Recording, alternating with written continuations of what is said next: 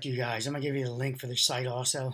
Um, Conflicts involving trees and neighbors. I ran across a video on YouTube, and the guy is a tree trimmer.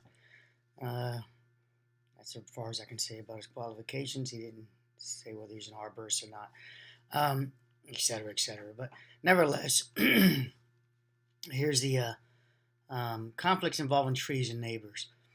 It's a big thing in a lot of places. The trees overgrowing. I want to show you this fruit thing.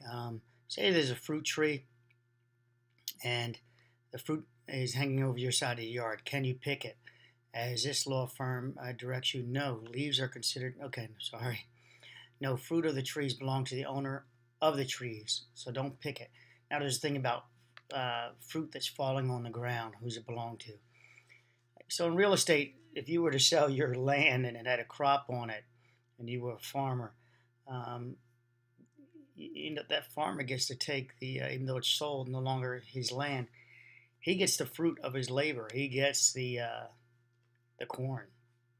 He gets to harvest it as far as I understand it for one more year. Keep in mind, I'm also a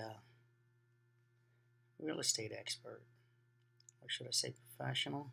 Experts, expert, I always hate the word expert because I don't think anyone's an expert in anything. Expert implies you've finished learning, that there's nothing else to be learned about it.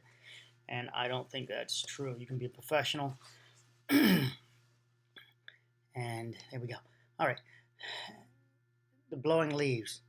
Leaves are considered a natural product, even though the leaves cause damage, like clogging your gutters. They're just an act of nature.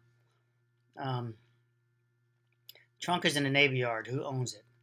The neighbors own the tree. So long as the tree trunk is wholly in the neighbor's yard, it belongs to the neighbor. When the trunk is divided on the property lines, or two or more people, two or more property lines, it is referred to as a boundary tree. In the case of a boundary tree, all of the property owners who are connected with this tree own the tree and share responsibility for it. The tree removal without the consent of the property owners is unlawful, of all the property owners. Here's this root thing. The neighbor dug up his yard. In the process, killed the tree that's just on my side of the property line. All am I entitled to compensation. Anyone engages in tree removal, tree cutting, or injury, here's injury, this would be cutting the roots, to the tree without the owner's permission is liable to compensating the tree owner. Now, some states will tell you how big this tree root you can cut, like 2 inches, 3 foot away from the tree. It's really the tree I think you should evaluate and determine its tree base, its root ball, what is it, deep, is it shallow, and determine how much damage you're going to do. Clearly, if you have a round tree, and let's use a round tree here, and the roots are going out all around the tree. Of course, you can't see into the ground. But say this is your property line, and you decide to the tree and the fence.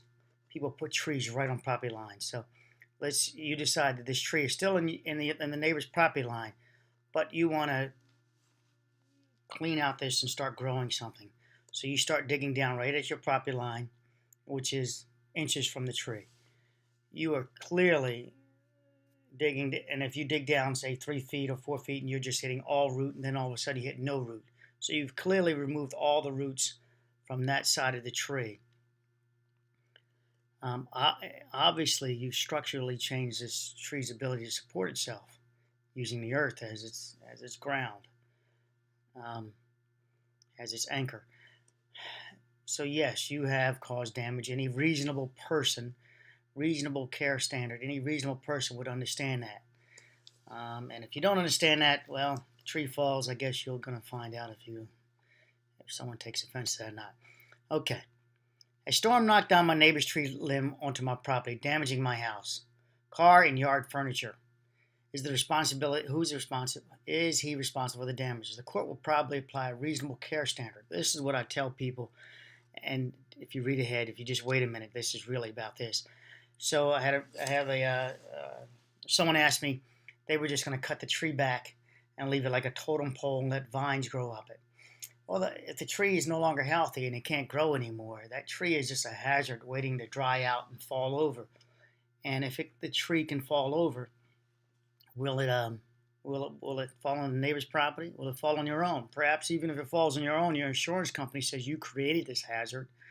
A reasonable care person would have realized that you killed the tree and then you left it standing, waiting for it to fall.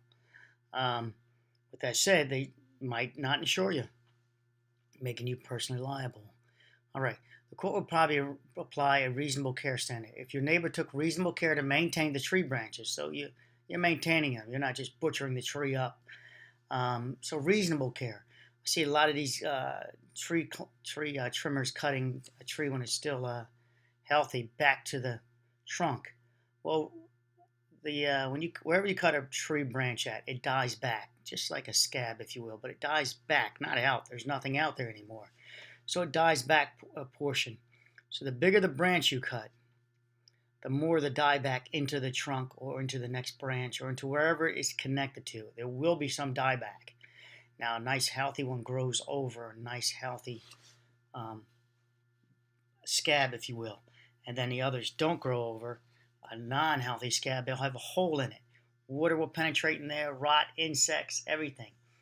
Those trees represent a hazard that sure enough can cause damage to the tree where it will die. And now you've got to remove a dead tree, at least it falls on a property. All right, so I'm going to give you this link, and I'm turning off this video now. And there are more like nuisance tree. A nuisance tree will be that dying tree that's a nuisance. You can say it's just it's killing my enjoyment because this tree is clearly it's dead and I'm just waiting for it to fall on my house. All right, that type of thing. Insurance companies will tell you to remove trees when they see it as a nuisance.